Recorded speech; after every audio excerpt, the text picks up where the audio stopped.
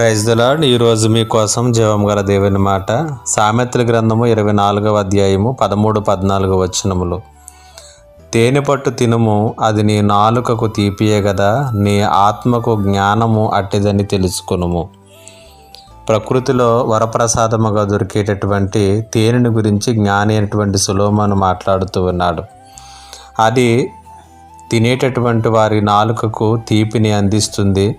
అది రుచి కలిగినటువంటి పదార్థముగా మనందరికీ తెలుసును. దాదాపుగా 50,000 సంవత్సరాలుగా మానవులు తేనెను వాడుతున్నట్లుగా ఒక పరిశోధన. అంత మాత్రమే కాదు కానీ తేనెను ప్రతిరోజు కూడా క్రమం తప్పకుండా తీసుకునేటటువంటి వారిలో అది 100 రకాల రోగములను నయం చేయగలదని కూడా వైద్యులు చెబుతూ ఉంటారు. అయితే దానిని జ్ఞానముతో పోల్చి జ్ఞాని అయినటువంటి సొలొమోను అంటూ ఉన్నాడు, నీ ఆత్మకు జ్ఞానము అట్టిదని తెలుసుకో అంటూ ఉన్నాడు. తేనె ఎన్ని రకాలుగా మానవ జీవితానికి ప్రయోజనముగా ఉన్నదో ఆత్మకు కూడా జ్ఞానము అలాగనే ఉపయోగకరముగా ఉన్నదని తెలియచేస్తున్నాడు.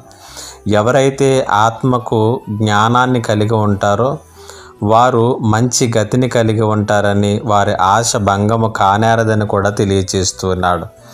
ఆత్మ జ్ఞానముతో ఆత్మీయ జీవితంలో కొనసాగేటటువంటి వారు ప్రతి విధమైనటువంటి శోధనలను, పోరాటములలో, విశ్వాసములో ముందుకు కొనసాగటానికి వారు ముందడుగు వేస్తారు.